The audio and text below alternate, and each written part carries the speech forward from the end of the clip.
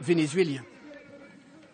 Retour à Paris pour notre focus. L'héritage de Richard Descoings, l'ancien patron de Sciences Po mort à New York cette année, fait de plus en plus débat. Selon nos confrères du Monde, la Cour des comptes dénoncerait des primes exorbitantes, du gaspillage et des petits arrangements entre amis. Réaction cet après-midi rue Saint-Guillaume. Frédéric Maillard, Marie-Emmanuelle Guidé. L'élite de la nation épinglée par la Cour des comptes.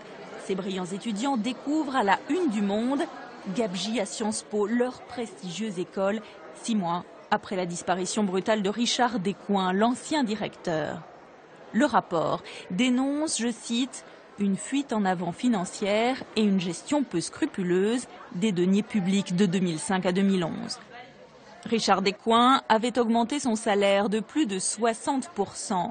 En 2010, il s'élevait à 537 246 € bruts, ce qui faisait de lui le haut fonctionnaire le mieux payé de France. C'est fondamentalement choquant dans la mesure où ça va contre l'impératif de démocratisation de Sciences Po tel qu'il est revendiqué par la direction depuis déjà 5 ans. On a une image assez opaque de la direction de Sciences Po et aujourd'hui c'est triste de voir un peu les dessous de toute cette direction qui en fait n'a pas été très claire sur les comptes ces dernières années.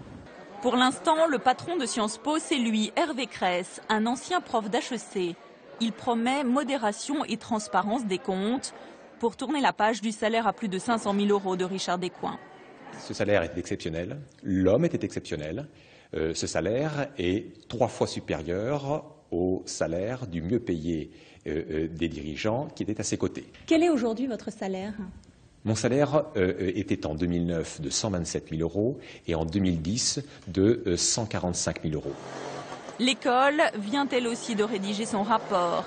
Elle démontre qu'un étudiant à Sciences Po Paris coûterait 28 fois moins cher à l'État qu'en 2005. En temps de crise, l'élite doit se serrer la ceinture et rendre des comptes.